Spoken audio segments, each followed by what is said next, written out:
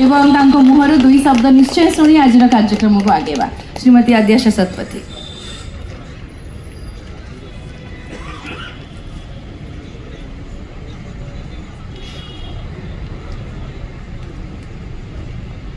Podium please.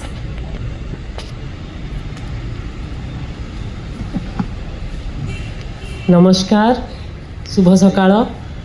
आपण मानक ये देखिकी बहुत बहुत भल लगुच।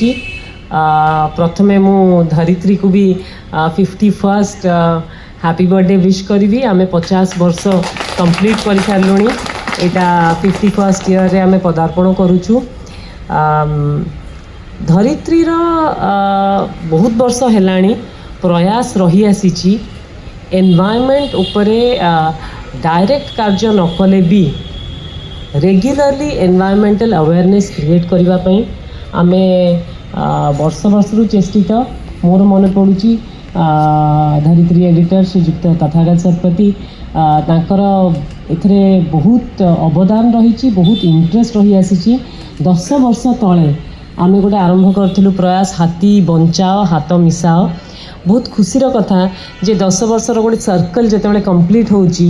ए वर्ष काली आपण मैंने भी सेठी थिबे। ए वर्ष प्रोफेसर डॉक्टर रमन सुकुमार जी की गोटे एशियन एलिफेंट उपरे गोटे बड़ ना एक्सपर्ट कहले